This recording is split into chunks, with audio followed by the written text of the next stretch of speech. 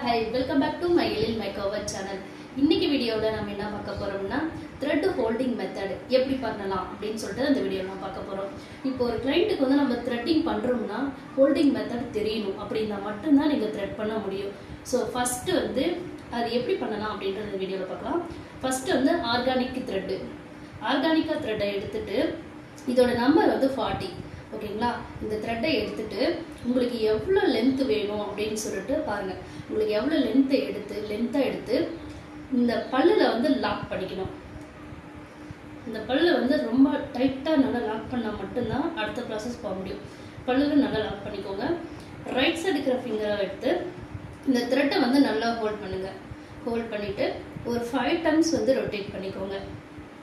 ஒரு 5 times rotate பண்ணிட்டு இந்த thumb finger இருக்கு பாத்தீங்களா? இந்த thumb finger வந்து இந்த thread இருக்கு பாருங்க. இந்த thread வந்து நல்லா புஷ் பண்ணிக்கணும். சப்போஸ் லெந்தா இருக்கு, எனக்கு இந்த சைடு ரொம்ப லெந்தா இருக்குனானே அதையும் நீங்க இப்படி ரொட்டேட் பண்ணிக்கலாம். ஓகேங்களா? அதுக்கு அப்புறம் இந்த thumb finger வச்சு நல்லா இத பிரஷ் பண்ணீங்கன்னா இந்த thread மூவ்மென்ட் ஆகும். ஓகேங்களா? இந்த thread மூவ்மென்ட் ஆகும்.